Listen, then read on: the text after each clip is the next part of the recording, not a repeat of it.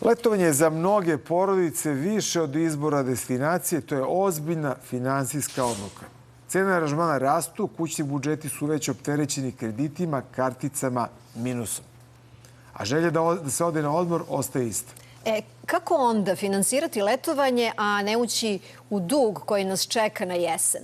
Da li je bolje plaćati na rate, karticom, kreditom ili štedeti unapred? I gde je granica između odmora koji možemo da priuštimo i odmora koji nas finansijski iscrpljuje? O tome razgovaramo sa Dušanom Uzelcem iz Kamatice i Andrejem Todorovićem, turističkim radnikom. Dobro jutro i dobrodošli. Dobro jutro. Hvala na pozivu. Dušane, da li je prosječnoj porodici danas lakše ili teže da finansira svoje letovanje nego pre nekoliko godina? Kompleksno je pitanje, zato što sve ovo što ste i u najavi rekli je u stvari pokazatelj jedne potrošačke transformacije. Prvo, mislim da život nije tako opušten kao pre 10, 20, 30 godina. Znači, dosta je napetiji, izazovi su veći. Samim tim se i željnije iščekuje taj moment relaksacije i odmora. Zato je to onako jedna krupan događaj u porodici i zato je to onako i teško pitanje. Da li se oprostiti od letovanja ako se vidi da nema dovoljno financija ili posegnuti za nekim oblikom zaduženja i krenuti tim putem. I tu, rekao bih, nema ništa pogrešno zadužiti se, to odmah da kažem. Pogrešno bi bilo da se zadužite i da napravite neki veći problem sebi finansijski i uvek treba imati na umu da i sledeće godine će biti leto i da sledeće godine... Ali nećemo da preskačemo. Hajde da nađemo najbolji recept. Gospodine Todoroviću, koji je najbolji recept po vama u ovom času kada planiramo odmor? Koliko ranije možemo da uđemo u te proračune? Mislim da je želja za putovanjem kroz godine sve veća. Mogućnosti su sve veće, informacije su sve veće i samim tim naši putnici su dosta edukovani, sada mogu već da kažem, kada su putovanja u pitanju i njihova prednost je što već krajem prethodne godine mogu da krenu u rezervaciju turističkih aranžmana i da praktično sami sebe na neki način pruže priliku da dinamikom plaćanja dostignu do leta i letnjih aranžmana koji se odvijaju u julu, avgustu, septembru. To govorimo o plaćanju na rate, očigledno. Oni sami sebi praktično naprave rate. Ukoliko rezervišu putovanje u novembru, mi već sada krajem oktobra, početkom novembra izlazimo sa turističkom ponudom za sezonu. Oni, pored boljih cena koji se u tom momentu mogu naći na tržištu, oni praktično svoju rezervaciju obezbeđuju sa 40% uplate neke akontacije. Sve do početka puta oni praktično svojom dinamikom mogu da otplaćuju. Znači, dozvoljenim je recimo da ako su platili u novembru 40%, da onda po 10% mesečno plaćaju dalje. Apsolutno. Ili hoće, na primjer, da sačekaju 10 dana pred sam polazak i plate svih 60%. Također, ono što je važno, pošto, složit ćete se, mnogi od nas ne znaju šta će biti sledeće godine u julu. Zbog toga turističke agencije, odnosno agencije u kojoj ja radim, nudi mogućnost takozvanih premium uslova putovanja koje podrazumevaju da putnik može da uplati premium uslove, a aranžman u tom slučaju bude 3% viši od ugovorene cene, ali to znači da on 10 dana do pre početka putovanja može da otkaže svoje putovanje i da mu mi vratimo kompletan iznos.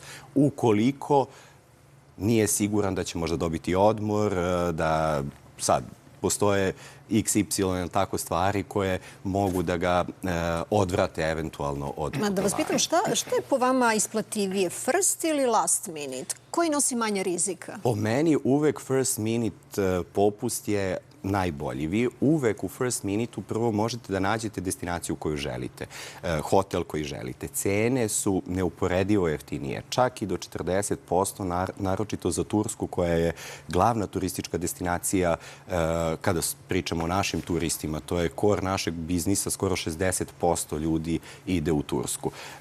Turska je 4. zemlja u svetu po broju dolazaka. Hotelijeri u Turskoj vrlo pametno kalkulišu svoje cene cene i znaju da ukoliko prodaju aranžmane u tom početku, da onda mogu zapravo da zarađuju na tom, kao što ste pomenuli, last minute. Sad, Dušane, što kaže naš narod, ne uplaćuje se letovanje pred Vidovdan. Ali šta da radimo mi koji nismo napravili nikakav plan i približava nam se leto i sad treba iz komplikovane finansijske situacije da nađemo sredstva za odmor. Uvek ima sledeće leto. Vidite, ali ovo neko malo pozitivnije. Upravo ste pogodili suštinu. U finansijama je stvarno onako glavno pitanje da li ja ovo sebi mogu da priuštim.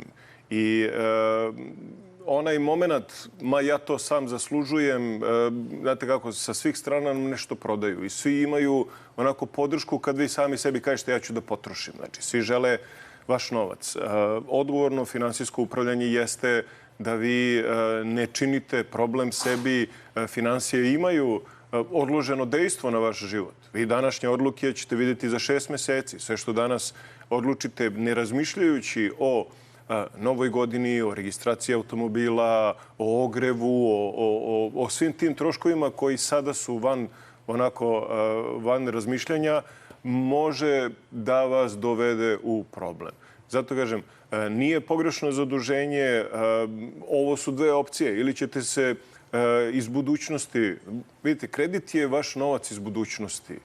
Vi kada kupite kredit, vi ste obećali da ćete ga isplatiti. Da li je onda bolja štednja po vama? Štednja, imate first minute je da vi plaćate unapred. Znači da vi u stvari novcem koji raspolažete kupite nešto što ćete trošiti i da ga otplaćujete dok to fizički ne iskoristite, ne dobijete proizvod ili uslugu.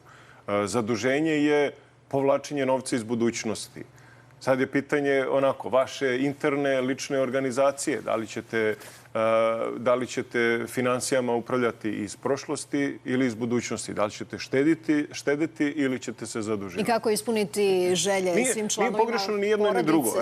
Različiti ljudi različito funkcionišu. Samo je bitno da, kažem, odlukama ne napravite sebi veći problem nego što jeste. Ono što je takođe važno da napomenem, sve naše kolege koji pričaju sa turistima i koji prodaju zapravo turističke aranžmane, jedno od pitanja, pored toga da li želite polupansion, noćenje s doručkom, gradski hotel, all inclusive na plaži i tako dalje, je i kojim budžetom raspolažete. Jer naše iskustvo, znanje koje imamo, praktično ukoliko vi sada poželite, odnosno imate na raspolaganju 1.500 eura da odputujete negde, tu mi zapravo nastupamo sa znanjem i iskustvom da zapravo vaš doživljaj koji ponesete sa putovanja za tih 1.500 eura, možda će to biti 2 zvezdice, možda će to biti 7 dana odmora i tako dalje, ali da to što ponesete sa putovanja bude prava stvar. Takođe, ono što se primećuje kada su cene i skuplji aranžmani u pitanju, na primjer, trend koji ranije kod nas nije bio zastupljen. Uvek se išao na more 10 dana, je li tako? To kao idemo na more 10 dana. Sećamo se i 15 i 3 nedelje. Da. Sada se to promenilo. Sada su ljudi možda nisu odustali od kvaliteta hotela u kojem su do sada boravili, ali su skratili period boravka sa 10 na 7 noćenja. A vi ste se prilagodili željama? Tako je, a ono što je takođe važno, mi smo se prilagodili prvenstveno zato što velika saradnja sa Air Srbijom, mnogo novih letova. Ja sam jutros gledao gostovanje direktora Air Srbije, ali tako, te konekcije koje Air Srbija, redovne linije koje je napravila, opcije da više nisu putovanje na 10 dana i tekako služe pa i budžetu turista koji žele da putuju. A kako najčešće građani Srbije finansiraju svoje putovanja?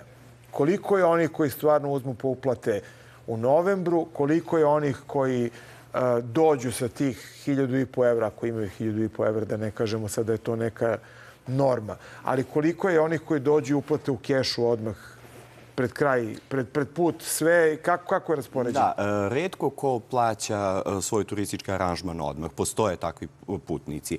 Ono što je njima važno jeste da oni imaju mogućnost da kombinuju. Na primjer, prvi deo plate u kešu, onda nakon toga plate kartice ili plate kreditnim karticama, sad zavisnosti kakav ugovor imaju sa svojom bankom, ili plate na čekove, na primjer, do kraja godine, pa onda mi praktično kao turistička agencija kreditiramo njihovo putovanje. Ali svako od putnika pre početka putovanja mora da izmiri svoje putovanje u smislu ili da položi čekove ili da plati kreditnom karticom. To mora da se desi. Koliko je njih koji u procentima 30% već plati u tom first minutu, a ostatak 70% plati kroz sezonu. To su uplate i kroz april i kroz maj, pa oni koji putuju u septembru, možda početkom juna plate i tako dalje.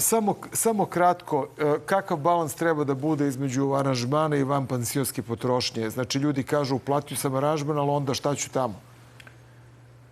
Ja bih tu savjetovao vrlo jednostavno. Vidite, na letovanju se ne štedi niti drži dijeta. Znači, to je poenta letovanja. Uživanje. Novac i služi tome da mi uživamo i da ga potrošimo. Znači, poenta priče jeste izbalansirati da ono što možemo sebi da priuštimo, da ne bude grč, sad ću da kupim ovo, a ne znam šta ću kad se vratim u Beograd. Koliko, znači, ako je... Mnogi ljudi razmišljaju o tome i onda ovde plate all inclusive, a zapravo nemaju živ novac na destinaciji, nego ga plaćaju odavde. Hvala vam za ove savjete. Vest koju smo upravo dobili, Kancelarija za kontrolu stranih sredstava Ministarstva finansija SAD OFAC produžila je mađarskom MOL-u licencu za pregovore o kupovini ruskog udela